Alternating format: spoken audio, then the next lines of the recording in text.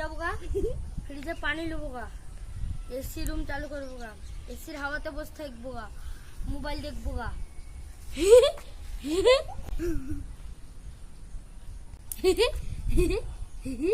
মেলা হাসছিলিস না,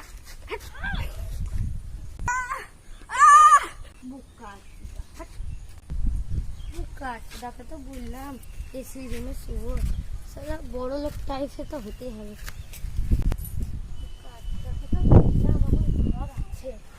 আমার তো ঘরই নাই, আমার তো ঘরই নাই, আমাকে আম গাছে নিচে তো শুতে হবে, কালকে আবার কামে যেতে হবে, লেবার মিস্ত্রি শুয়ে যাই 2 টাকা করে পগার।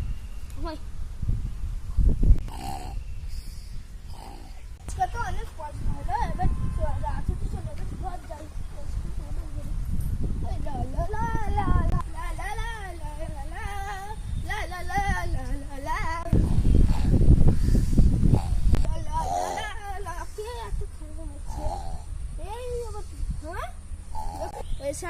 ছিনা ছিনা লাগছে। কে রে? তুই খুব ফোটানে আসলিস, কইতে মেহেল, কইতে ফ্রিজ, কইতে এসে এই আম গাছটা তুই এসি। হ্যাঁ কি বলবো ভাই, তুই ভিখারি দিকে তো কিছু বললে হবে না। আর কি খাবো তোকে, তুইও ভিখারি ভাই আমিও ভিখারি। কেন বলতো, তোকে আমি লাত মেরা হেলাম কেন, তো আমার পরে হেসেছিলিস কেন? আমার মেলা ঘর বাড়ি নাই, আমার আম গাছটার নিচে শুই, আমি লেবার মিস্ত্রি যাই, আমার 2 টাকা পগার। ভাই আমাকে কাজে নিবি তুই? হ্যাঁ হ্যাঁ কাজে নেবো। তুই এত ফকির বলছিলিস আমাকে, আমি একদিনে 1000 টাকা কামাই। হ্যাঁ সব ভাই মাফ করে দাও, আমি জানি না ভাই আমি কি করবো।